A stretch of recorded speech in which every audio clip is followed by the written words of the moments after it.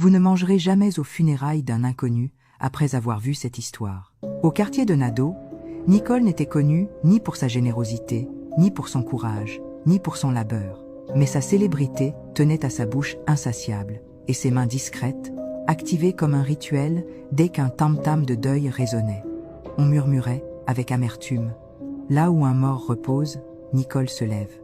Sans attendre invitation ou lien de parenté, elle nouait un pagne sombre et marchait, d'un pas lourd, vers la concession en deuil, que ce soit pour un vieillard éteint, un enfant terrassé par la fièvre ou une épouse morte en couche.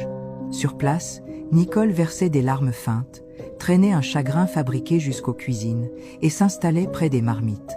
Elle savait qui préparait le ragoût le plus généreux, qui utilisait du beurre de karité pour attendrir les feuilles d'aubergine et quand glissait un morceau dans son pagne sans être vue.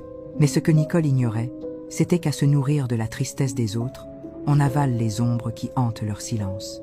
Dans la tradition de Nadeau, les repas funéraires ne sont pas de simples festins, ce sont des offrandes. Chaque bouchée volée brise une prière, amorce une malédiction.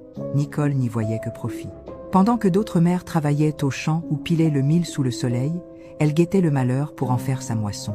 À la maison, ses enfants, Sabine et Sam, grandissaient dans l'ombre de ce vice. Les anciens l'avaient pourtant averti.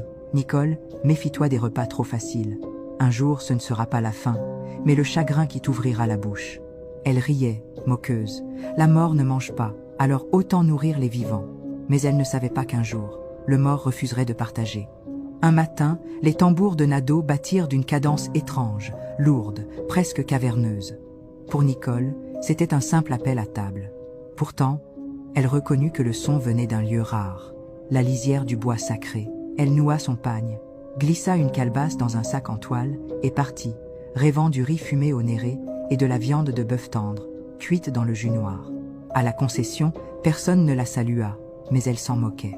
Elle passa devant les femmes en pleurs et s'agenouilla près des plats.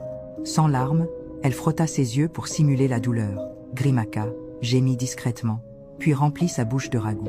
L'air était épais, collant, chargé d'une odeur de bois brûlé et de feuilles séchées.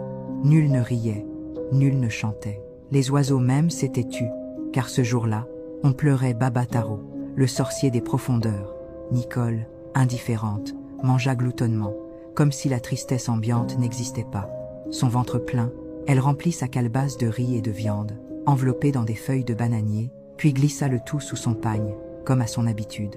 En quittant la concession, elle rit. « Aujourd'hui encore, j'ai validé ma journée », lança-t-elle, fière de son larcin. Mais sur le sentier rouge, sa joie resta sans écho.